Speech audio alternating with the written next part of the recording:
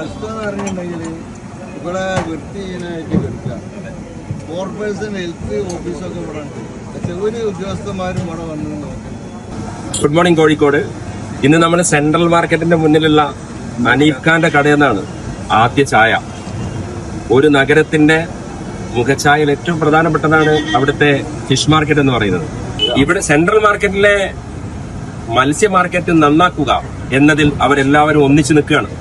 55 കോടിയുടെ ടെൻഡറായി നവീകരിക്കുന്നു എന്ന് പറഞ്ഞു പോയി എന്നല്ലാതെ പിന്നൊന്നും കണ്ടില്ല. ഇവരൊക്കെ പറയുന്നു ഞങ്ങൾ ഒന്നിച്ച് അതിനെ സപ്പോർട്ട് ചെയ്ത് നിൽക്കുകയാണ്. പക്ഷേ യാതൊരു നടപടിക്രമങ്ങളും ഇല്ല എന്നതാണ് ഏറ്റവും നിർഭാഗ്യം. ഓട ഏതാണ്, മീൻ വിൽക്കുന്ന സ്ഥലം ഏതാണ് എന്നറിയാത്ത വിധം ഇങ്ങനെ വൃത്തിഹീനമായി കിടക്കുകയാണ് ഈ സെൻട്രൽ മാർക്കറ്റ്. നമുക്ക് ഒരു മാറ്റം വേണം. കോഴിക്കോട് കണക്ക് ചോദിക്കും.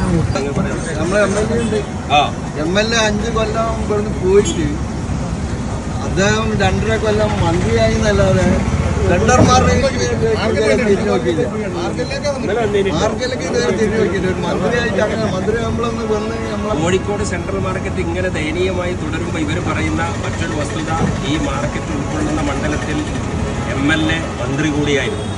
5 കൊല്ലം ജയിച്ചു പോയിട്ട് ഈ മാർക്കറ്റിലേക്ക് തിരിഞ്ഞു നോക്കിയില്ല എന്നുള്ള സങ്കടമാണ് ഈ തൊഴിലാളികൾ പങ്കുവെക്കുന്നത്, തൊഴിലാളി നേതാക്കൾ പങ്കുവെക്കുന്നത്.